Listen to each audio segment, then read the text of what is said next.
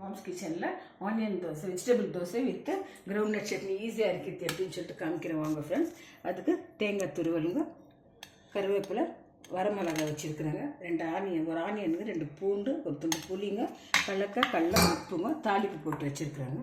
இப்போ எப்படி அரைக்கிறதுன்னு காமிக்கிறாங்க. ஆனியன் தோசைக்குங்க சின்னதாக பொடியாக நறுக்குன ஆனியனுங்க, கொரியண்டர் லீஃபுங்க, கேரட்டு, க்ரீன் சில்லி, இது வந்து கடலைப்பருப்பு, எண்ணெய், இது கடுகு தாளித்து வச்சுருக்குறாங்க. இது தோசை மாவுங்க. இப்போ தாளிப்பு கொடுத்துருக்குறாங்க. ரொம்ப நல்லாயிருக்குங்க சட்னி. வறுத்து வச்ச கடலைப்பருப்பு கடுகு போட்டுடலாங்க. Green peas, carrot, onion, coriander லீஃபுங்க மிக்ஸ் பண்ணிட்டு தோசை செய்யலாங்க. மிக்ஸ் பண்ணியிருக்காங்க.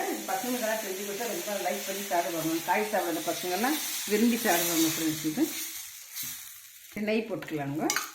தோசை ரெடி ஆகிடுச்சிங்க ஃப்ரெண்ட்ஸ். ஒரு ஆம்லேட் ஒன்று போட்டிருக்குறாங்க. ரொம்ப ஈஸி, டேஸ்டியாக பண்ணலாங்க இந்த சட்னிங்க. நீங்களும் ட்ரை பண்ணுங்க. இது பசங்க காய் சாப்பிடாதுக்கு விரும்பி சாப்பிடுவாங்க. நீங்கள் செஞ்சு கொடுத்தாக்காங்க. ஒரு ஆம்லேட் போட்டு வச்சுருக்குறாங்க. வாங்க ஃப்ரெண்ட்ஸ், எல்லாம் சாப்பிட்லாம். லைக் பண்ணுங்கள், ஷேர் பண்ணுங்கள், கமெண்ட் பண்ணி சப்ஸ்கிரைப் பண்ணுங்கள் ஃப்ரெண்ட்ஸ். தேங்க்யூ.